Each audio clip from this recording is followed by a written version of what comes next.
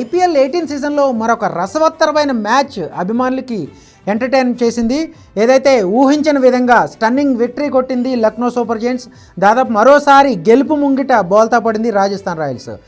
First batting చేసిన ఏదైతే Lucknow Super giants 180 runs score చేసింది. జైపూర్లో ఆ పిచ్ మీద 181 రన్స్ టార్గెట్ చేయడం పెద్ద కష్టం కాదు. కానీ లక్నో సూపర్ జెయింట్స్ ఇన్నింగ్స్లో హాఫ్ సెంచరీలతో రాణించారు. మార్క్రమ్ అండ్ మిగిలిన బ్యాటర్లు ఏదైతే మిగిలిన బ్యాటింగ్ లైనప్లో చూసుకుంటే కనుక చివరి వరకు కట్టడిగానే బౌలింగ్ చేసినప్పటికీ కూడా చివరి ఓవర్లో ఏదైతే సందీప్ శర్మ వేసిన లాస్ట్ ఓవర్ ఈ మ్యాచ్లో ఒక డిసైడింగ్ ఫ్యాక్టర్గా మారిందని చెప్పుకోవాలి. ఆ ఓవర్లో లాస్ట్ ఓవర్లో సందీప్ శర్మ వేసిన లాస్ట్ ఓవర్లో 4 సిక్సర్లు ఇవ్వడం అక్కడ మైనస్గా మారింది రాజస్థాన్ రాయల్స్కి. చేజింగ్లో కూడా ఒక అద్భుతమైన ఆరంభం లభించింది రాజస్థాన్ రాయల్స్కి. ఏదైతే ఈ ఐపీఎల్ చరిత్రలోనే 14 ఏళ్ల 23 రోజులకే అరంగేట్రం చేసిన ఆటగాడిగా రికార్డులకు ఎక్కాడు. ఎవరైతే ఈ మెగా వేలంలో అతి పిన్న వయస్కుడిగా అమ్ముడైన రికార్డుకెక్కిన మన చాలామంది వైభవ్ సూర్యవంశీ చాలా రోజులుగా మనం అనుకుంటున్నాం 14 ఏళ్ళకి ఐపీఎల్లోకి ఎంట్రీ ఇచ్చాడు. సో తుది జట్లో అవకాశం దక్కుతుందా లేదని. కానీ రాజస్థాన్ రాయల్స్ వరుస ఓటముల నేపథ్యంలో వైభవ్ సూర్యవంశీకి ఇంపాక్ట్ ప్లేయర్గా అవకాశం ఇచ్చింది. సో చేజింగ్లో వైభవ్ సూర్యవంశీ, జైస్వాల్ కూడా ఒక అద్భుతమైన ఆరంభాన్ని ఇచ్చారు ఏదైతే రాజస్థాన్ రాయల్స్కి. ఈ స్టార్ట్ సరిపోతుందని చాలామంది అనుకున్నారు. ఎందుకంటే వైభవ్ సూర్యవంశీ తాను ఎదుర్కొన్న తొలి బంతికే సిక్సర్ కొట్టాడు. తర్వాత మూడో బంతికి కూడా సిక్సర్ కొట్టాడు.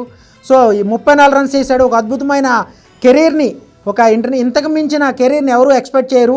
ఒక అద్భుతమైన ఆరంభాన్ని కెరీర్ని స్టార్ట్ చేశాడని చెప్పుకోవాలి. అండర్ 16 లెవెల్, అండర్ 19 లెవెల్ ఏదైతే టోర్నమెంట్లు ఆడినప్పుడు కూడా ఇదే తరహా ఆటతీరుతో ఐపీఎల్లో కూడా అరంగేట్రం చేశాడు. అది జైస్వాల్ కూడా భారీ షాట్లతో దుమ్ము రేపాడని చెప్పుకోవాలి స్టార్టింగ్ నుంచి కూడా.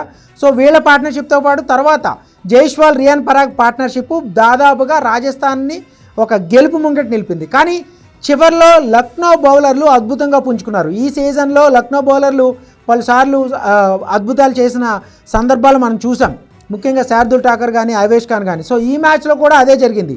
15వ ఓవర్ నుంచి 20వ ఓవర్ వరకు ఏదైతే చివరి 5 ఓవర్లో మ్యాచ్ పూర్తిగా కొన్ని డాట్ బాల్స్ పడడం, భారీ షాట్లు ఆడే అవకాశం ఇవ్వకుండా లక్నో బౌలర్లు రాజస్థాన్ రాయల్స్ బ్యాటర్లను కట్టడి చేయడమే కాదు కీలకమైన వికెట్లు తీసుకున్నారు. ఏదైతే జైస్వాల్ని అవుట్ చేయడం, రియాన్ పరాగ్ను అవుట్ చేయడం, అలాగే చివర్లో ధ్రువ్ జురెల్, హెట్మేర్ ఈ క్రీజ్లో ఉన్నప్పుడు ఇక్కడ భారీ షాట్లు కొట్టే అవకాశం ఇవ్వకపోవడం. హెట్మేర్ అవుట్ అయిన తర్వాత లాస్ట్ 2 ఓవర్లో 20 రన్స్ మాత్రమే చేయాలి. హెట్మేర్ అవుట్ అయిన తర్వాత లాస్ట్ ఓవర్లో అక్కడికి కూడా ఇంకా కొట్టాల్సిన 9 రన్సే విజయం కోసం.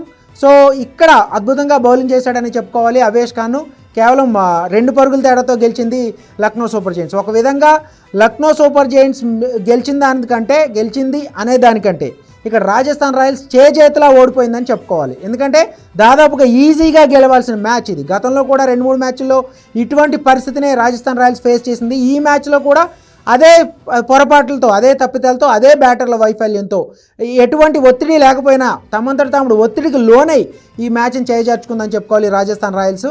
సో ఖచ్చితంగా ఈ ఓటమి తర్వాత ఇప్పటివరకు టోర్నమెంట్లో 2 విజయాలు సాధించింది రాజస్థాన్ రాయల్స్. సో పాయింట్ల పట్టికలో కింద నుంచి 2-3 స్థానాలకు పోటీ పడుతుంది. సో వాళ్ళ ప్లే ఆఫ్ అవకాశాలు ఈ మ్యాచ్ ఓడడం తర్వాత వాళ్ళ ప్లే ఆఫ్ అవకాశాలు మరింత సంక్లిష్టంగా మారాయి.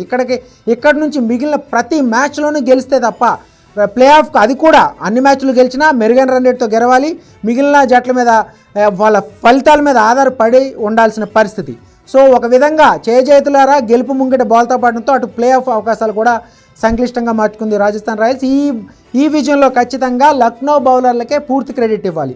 అవేష్ ఖాన్ కానీ, శార్దుల్ ఠాకర్ కానీ, చివర్లో ప్రిన్స్ యాదవ్ కానీ అంటే అద్భుతంగా బౌలింగ్ చేశారు. ప్రెజర్ సిచ్యువేషన్ అంటే దాదాపుగా మ్యాచ్ మీద ఆశలు వదులుకోకుండా ఈ సీజన్లో ఏదైతే తాము కాన్ఫిడెంట్గా ఆడుతున్నామో అదే కాన్ఫిడెన్స్తో ఆడి మ్యాచ్ని గెలిపించారు. కేవలం 2 పరుగుల తేడాతో గెలవడం అనేది, ఓడిపోయే మ్యాచ్ గెలవడం అనేది లక్నో బౌలర్ల ప్రతిభకి నిదర్శనంగా చెప్పుకోవాలి. మొత్తం మీద గెలుపు ముంగట మరోసారి బోల్తా పడిన రాజస్థాన్ రాయల్స్ ఇక ప్లే ఆఫ్ అవకాశాలను సంక్లిష్టంగా మార్చుకుందని చెప్పుకోవాలి. ఇక్కడ నుంచి ప్రతి మ్యాచ్ గెలిచినా కూడా గ్యారంటీ లేదు ప్లే ఆఫ్ బర్త్. సో ఒక విధంగా తమను తామే నిందించుకోవాల్సిన పరిస్థితి. మొత్తం మీద Rajasthan Royals play of race నుంచి దాదాపుగా దూరం అయినప్పటికీ కూడా మ్యాథమెటికల్గా కొన్ని అవకాశాలున్నా అది సాధ్యమయ్యే పరిస్థితి ఉండే అవకాశం కనిపించట్లేదు. ఎందుకంటే ఆల్రెడీ పాయింట్స్ టేబుల్లో కింద నుంచి 2-3 స్థానాల్లో ఉన్న సన్ రైజ్ హైదరాబాద్ కానీ, చెన్నై సూపర్ కింగ్స్ కానీ, ముంబై ఇండియన్స్ కానీ పోటీ పడుతున్నాయి. కాబట్టి ఈ 4 టీమ్స్లో మ్యాక్సిమం ఈ 3 టీమ్స్లో కేవలం ఒక టీంకి మాత్రమే ఛాన్స్ ఉంటుంది. మొత్తం మీద రాజస్థాన్ రాయల్స్ చేజేతులారనే ఈ మ్యాచ్లో ఓడిపోయిందని ఖచ్చితంగా చెప్పొచ్చు.